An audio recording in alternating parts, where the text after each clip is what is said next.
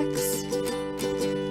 Bravely we prove in our striving, trudging together each day. Where there's a will, there's a way.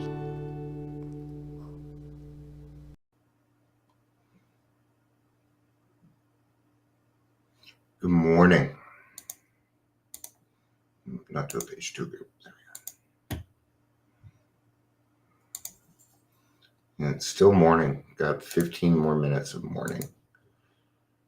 So I'm just doing a little bit of sharing here. A little bit of sharing. Hi, Michelle. Good to see you.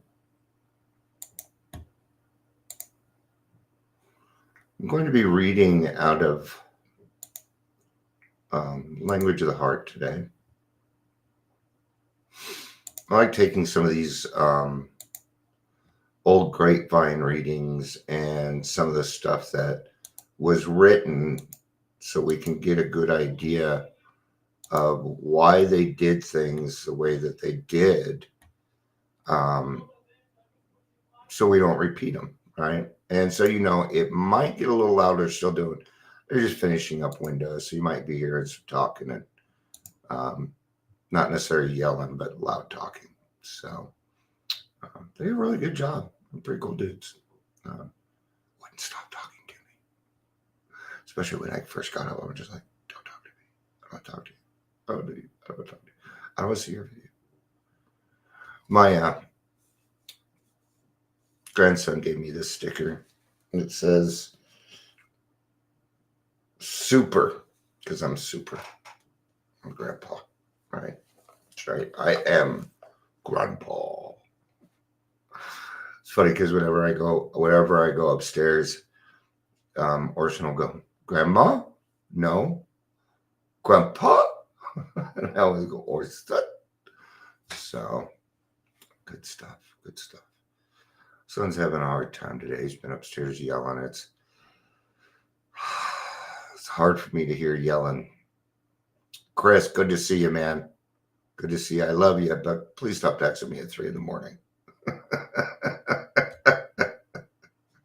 You're like, "I'm awake. I'm gonna text you yelling." He ain't got nothing going on. I'm just giving you a hard time, Chris. I don't care if you text me at 3 a.m. I really don't. It doesn't bother me. But I figure I'd give you a hard time, right? Keep you in the mix. So we're going to be talking.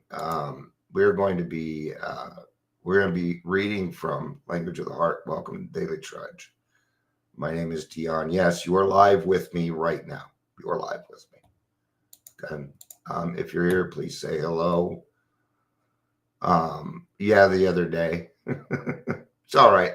Chris, don't worry about it. It's not that big of a deal.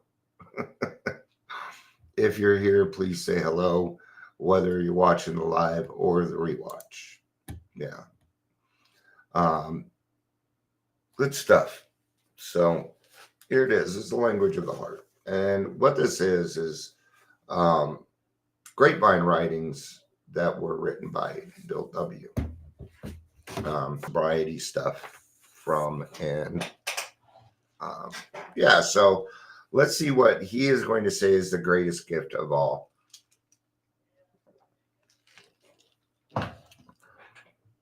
The greatest gift of all, and this was written December 1957. The greatest gift that can come to anybody is a spiritual awakening. Wow, he got right to it, didn't he? He did not mess around. I agree. That was the greatest gift I ever had. It was like this huge door opening up for me. And there was this big, wide world on the other side. And it was sunny and cheerful and joyful. Without a doubt, this would be the certain verdict of every well-recovered alcoholic in AA's entire fellowship. So what is this spiritual awakening, this transforming experience? How can we receive it, and what does it do? To begin with, a spiritual awakening is our means of finding sobriety. And to us of AA, sobriety means life itself. Yes, my recovery is life itself, my sobriety, right? And that includes a lot of different things. It includes my meetings, it includes my sponsors. I don't have a sponsor right now. It includes my sponsees, my friends, my family for sure, my kids, my mom, my wife, my cats, my neighbors, the people in my community, about anybody that I touch in my life, right? Because I want them, I want people to walk away from me having a decent experience. Hey, that was a decent guy. He listened. And, I may not even agree with things that you say, but it doesn't matter to me. Okay? Right? Because I can allow other people just to be who they are. It's all right. We know that a spiritual experience is the key to survival from alcoholism, and that for most of us, it is the only key. We must awake or we die. Now, he put in here that for most of us, it is the only key. Don't separate yourself because you heard that, please. I know your brain. I know your brain because it's like mine. And when I hear things like that, then my brain's like, well, maybe I'm not most of us. No, be most of us. Do it. Watch what happens. So do we awake? So we do awake and we are sober. Then what? Is sobriety that all we're to expect of a spiritual awakening? Man, if that was there's nobody would survive because there wouldn't be anything to accomplish. And I don't know about you, but this alcoholic needs to accomplish things each day so that, I feel like I'm making up for stuff, don't you? Yeah, and I need to make up for that. Again, the voice of AA speaks up. No, sobriety is only a bare beginning. It is only the first gift of the first awakening. If more gifts are to be received, our awakening has to go on. And if it does go on, we find that bit by bit, we can discard the old life, the one that did not work, for a new life that can and does work under any conditions, whatever. Regardless of worldly success or failures, regardless of pain or joy, regardless of sickness or health, or even death itself, a new life of endless possibilities can be lived if we're willing to continue our awakening. So the first awakening is probably going to be the relief of the obsession. Or your first awakening may be color. You might start to see color again. Yeah.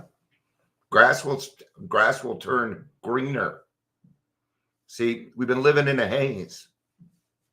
I haven't been sleeping. Okay. And when we don't sleep, the outside world becomes distorted. And we literally cannot see the colors. Your Norton's new renewal. Yo, Amber, yo. Soon after he entered AA, a certain newcomer approached me and he said, I'm sober and it's mighty near a miracle. I admitted that I was lit, came to a few meetings, began to get honest with myself and my sponsor. Then that awful urge for a drink suddenly left me. There's been no more booze fighting. The desire for alcohol has simply evaporated. And I can't yet understand just why or just how.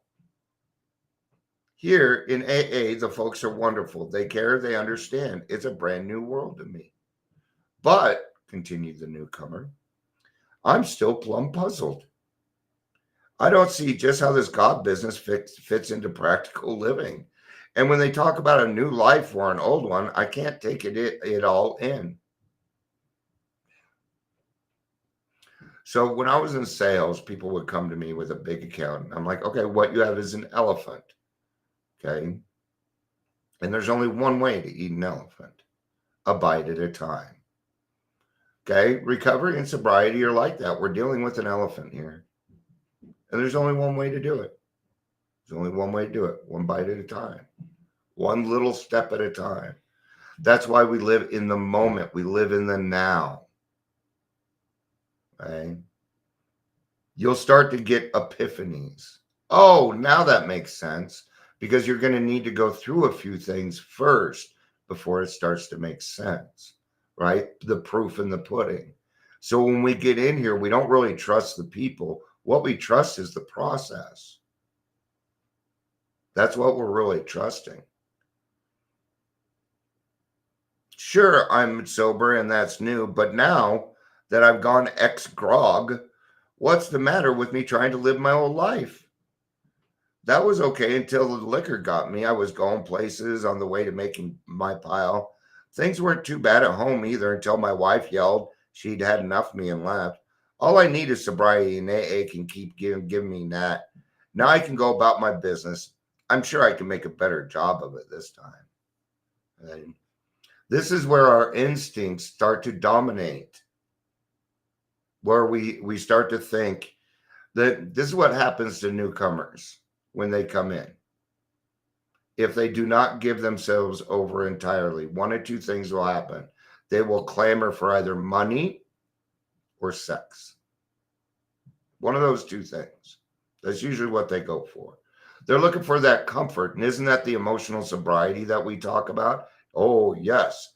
Sex was part of the emotional sobriety. Using other people to determine who we are. I thought the better looking my girlfriend was, the better and more successful I was.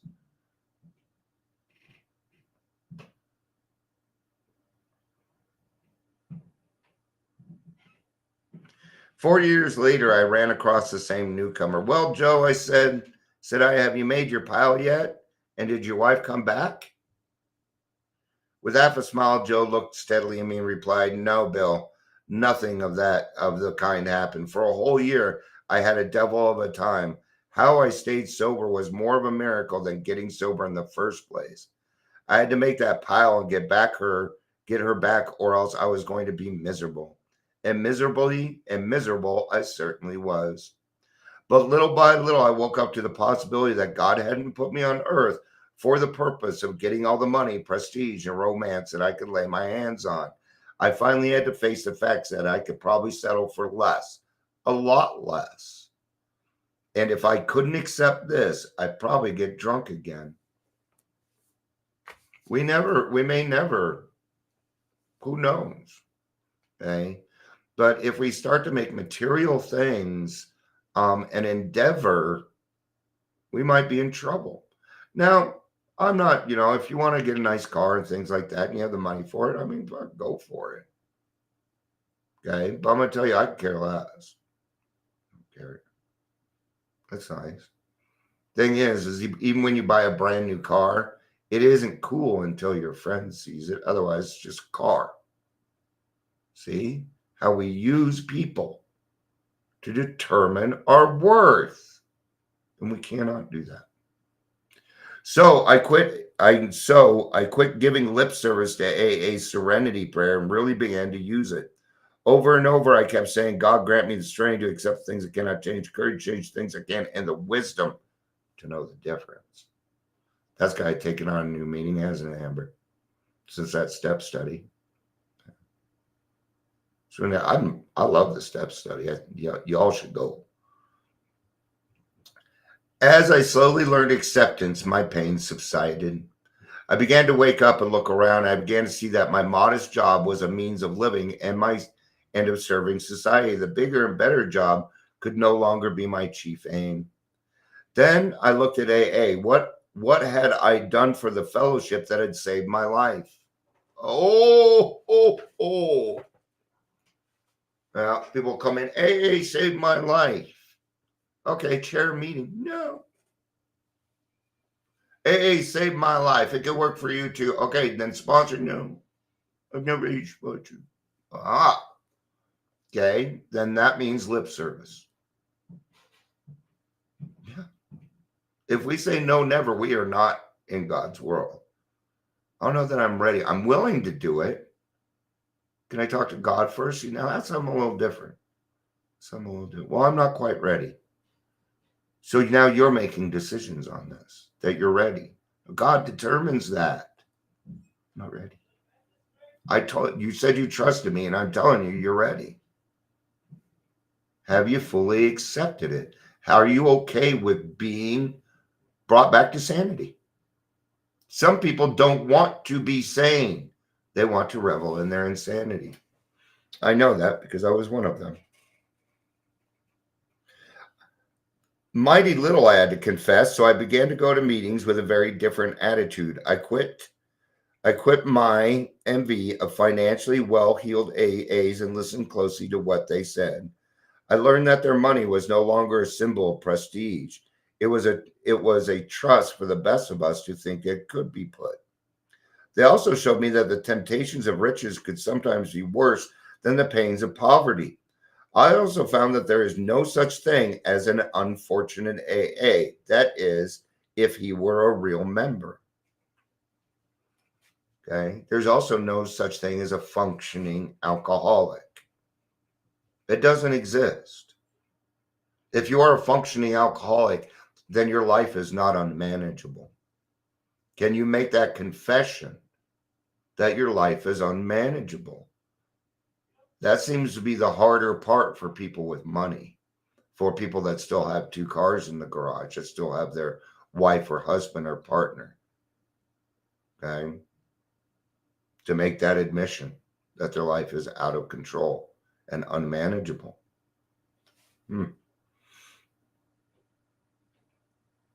If sick, he was, by fine example, an inspiration to those both sick and well.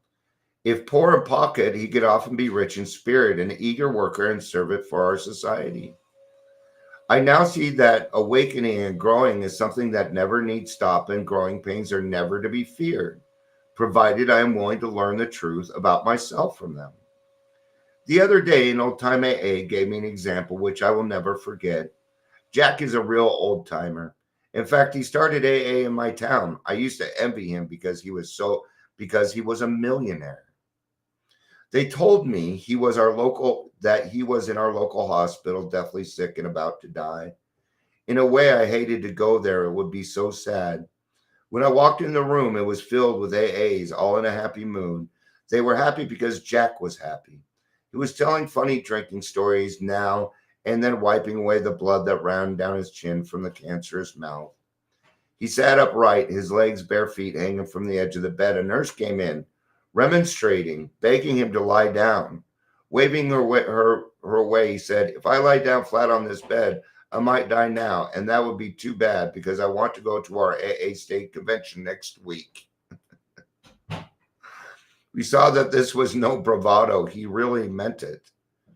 A little while later, Jack again spoke of death. He said that he had a wonderful life. Whiskey had brought him great pain, but as a result, AA had given him great joy. With his awakening in AA had come the utter conviction, indeed the sure knowledge, that in Father's house there were many mansions. Everybody could see to Jack. Death was but a fresh awakening. He never made it to the AA convention.